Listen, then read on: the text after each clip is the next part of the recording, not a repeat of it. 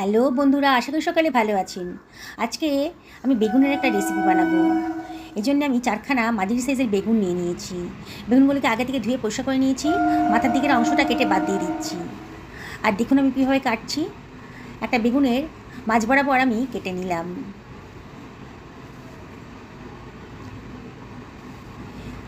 আবারও এটাকে দুভাগ করে আবারও সাইড দিয়ে আমি কেটে নিচ্ছি।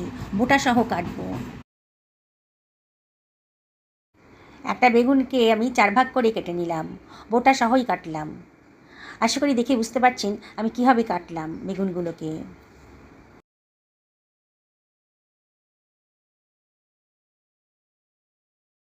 সমস্ত বেগুনগুলোকে আমি একইভাবে কেটে নিলাম।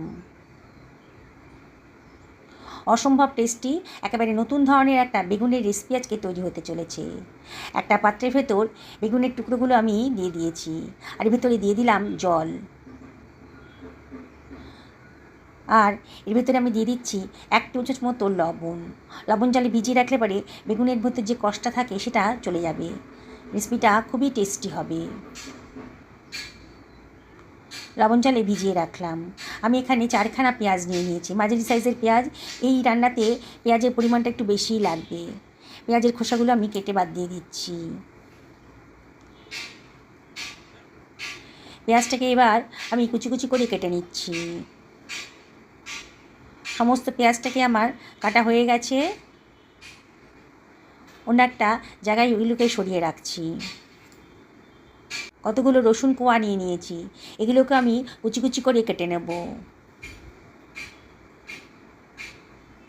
যারা বেগুন খেতে পছন্দ করেন না তারাও কিন্তু এই রেসিপিটা দিলে পারে চেটেপুটে খেয়ে নেবে। 1 ইঞ্চি পরিমাণ আদাও কুচি কুচি করে কেটে নিলাম, সরিয়ে রাখছি। বেগুনটা জল থেকে তুলে অন্য একটা পাত্রের ভেতর রেখে দিয়েছি। এবার এর ভিতরে আমি দিয়ে দেব 1 টেবিল চামচ মতো লবণ।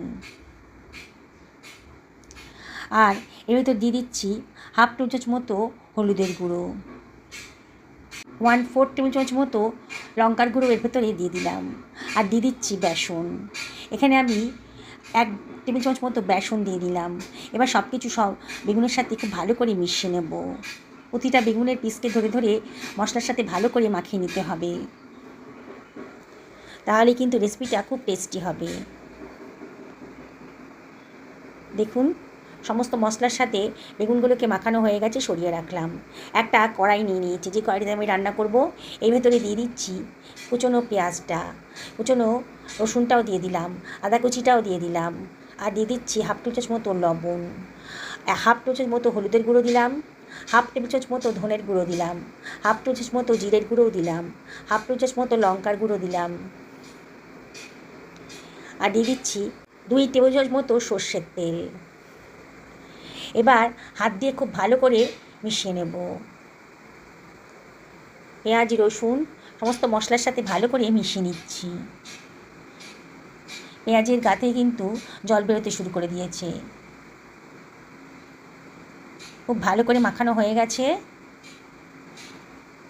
এটাকে আমি সরিয়ে রাখছি। আমি এখানে টমেটোটা কাটতে ভুলে গেছিলাম। আমি এখানে 3খানা মাঝারি সাইজের টমেটো নিয়েছি। মাথা দিকের অংশটা বোটা দিকের অংশটা ফেলে দিয়ে আমি একটা টমেটোকে 4 ভাগে ভাগ করে নিলাম। এবার মশলার ভিতরে মানে পেঁয়াজ রসুনের ভেতরে এই টমেটোগুলো আমি দিয়ে দিচ্ছি। একটু টকটক হবে খেতে, খুবই ভালো লাগবে। একেবারে নতুন ধরনের নতুন স্বাদের রেসিপি। খানিকটা ধনেপাতা কুচিও দিয়ে দিলাম। এবার এটাকে আমি গ্যাস ওভেনে বসিয়ে দেবো। কতগুলো চেরা কাঁচা লঙ্কাও দিয়ে দিলাম, দারুণ সুন্দর একটা ফ্লেভার আসবে। গ্যাস ওভেনে বসিয়ে দিয়েছি, গ্যাসটাকেও আমি জ্বালিয়ে দিলাম। এবার এটাকে মিনিট 2 হাই ফ্লেমে রান্না করে নেব। 2 মিনিট বাদে একটু নাড়াচাড়া করে দিচ্ছি। অনবরত কিন্তু নাড়তে হবে। টমেটোর গা থেকে আর পেঁয়াজের গা থেকে যে জল বেরোবে তাতেই কিন্তু মশলাটা ভাজা হয়ে যাবে। এবার ঢাকা দিয়ে মিনিট 3 মিডিয়াম টু লো ফ্লেমে রান্না করে নেব। ঢাকা তুলে আবারও একটু নাড়াচাড়া করে দিচ্ছি। এবারে আমি এর ভিতরে দিয়ে দিচ্ছি 2 টেবিল চামচ মতো জল, যাতে পোড়া না লেগে যায়। দিয়ে আবারও হাই ফ্লেমে মশলাটাকে ভালো করে কষিয়ে নিচ্ছি। একেবারে নতুন ধরনের নতুন স্বাদের রেসিপি আজকে তৈরি হতে চলেছে। আবারও ঢাকা দিয়ে এটাকে একেবারে লো ফ্লেমে রান্না করতে দেবো। আমি একটা ফ্রাই প্যান বসিয়ে দিয়েছি। ফ্রাই প্যানের ভেতর দিয়ে দিচ্ছি 1.5 টেবিল চামচ মতো সর্ষের তেল। তেলটা যখন গরম হয়ে গেছে তখন ম্যারিনেট করা বেগুন আমি এর ভেতরে দিয়ে দিচ্ছি। বুঝতেই পারছেন বেগুনগুলো একটু ভেজে নেব। একবারে সমস্ত বেগুন ভাজতে পারবো না, ব্যাচে ব্যাচে ভাজতে হবে। বললাম তো বন্ধুরা, একবার না খেলে আপনারা বুঝতে পারবেন না যে টেস্টটা কতটা মারাত্মক টেস্টের। একটা চিমটার সাহায্যে বেগুনগুলোকে এপিট ওপিট করে ভালো করে উল্টে পাল্টে ভেজে নেব। যেসব বন্ধুরা রেসিপিটা দেখছেন অথচ এখন আমাকে সাবস্ক্রাইব করেননি, ওদের কাছে আমি একান্ত রিকোয়েস্ট করছি আমার চ্যানেলটা সাবস্ক্রাইব করবেন। পাশে থাকা বেল আইকনটা অবশ্যই ক্লিক করে দেবেন, তাহলে আমার রান্নার নোটিফিকেশানটা আপনারা চটজলদি পেয়ে যাবেন। আর যেসব বন্ধুরা ফেসবুক থেকে রেসিপিটা দেখছেন তাদেরকে আমি রিকোয়েস্ট করবো আমার পেজটা ফলো করার জন্যে। বাকি ব্যাচের বেগুনগুলোকেও একইভাবে আমি ভেজে নেব। খুব কড়া করে ভাজবো না, একটু লালচে লালচে করে কালার এসে গেলে বেগুনের গায়ে তাহলেই ভাজা হয়ে যাবে। আবারও আগের মতন আমি বেগুনগুলোকে দিয়ে আবারও চিমটার সাহায্যে এপিট ওপিট করে ভালো করে ভেজে নিচ্ছি। দেখুন হয়ে গেছে, সমস্ত বেগুনগুলো আমার ভাজা হয়ে গেল। এগুলোকে আমি সরিয়ে রাখছি। ঢাকা দিয়ে পেঁয়াজটা কষাতে দিয়েছিলাম, মিনিট 2 হয়ে গেছে। আবারও একটু নাড়াচাড়া করে দিচ্ছি ঢাকাটা খুলে। গ্যাসের ফ্লেমটা একেবারে লোতে করে দিয়েছি। আর এর ভেতরে আমি দিয়ে দিচ্ছি 4 টেবিল চামচ মতো টক দই। বাটিটা ধুয়ে অল্প জলও এর ভেতরে দিয়ে দেব। দিয়ে সব কিছু খুব ভালো করে মিশিয়ে নেব। একবার যদি খান না, বারে বারে কিন্তু এই বেগুনের রেসিপিটা আপনাদের খেতে ইচ্ছে করবে। 1 টেবিল চামচ মতো চিনি দিয়ে দিলাম। চিনিটা অপশনাল, তবে দিলে পরে কিন্তু দারুণ সুন্দর একটা টেস্ট আসবে। এবারে গ্রেভিটা যখন ফুটতে শুরু করেছে তখন আমি ভেজে রাখা বেগুনগুলোকে দিয়ে দিচ্ছি।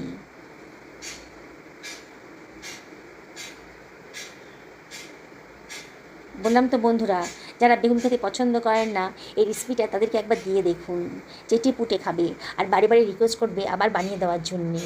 সমস্ত বেগুনগুলোকেই আমি গ্রেভিটার উপর দিয়ে দিলাম। আলতো হাতে একটু নাড়াচাড়া করে নিতে হবে, বেগুন খুব নরম, ভেঙে যেতে পারে। সাইড দিয়ে আলতো হাতে একটু নাড়াচাড়া করে দিচ্ছি।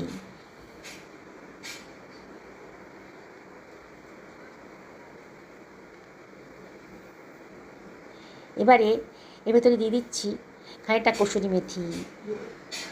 সুন্দর একটা গন্ধ বেরোবে। ঢাকা দিয়ে মিনিট 2 থেকে 3 রান্না করে নেব একবারে লো ফ্লেমে।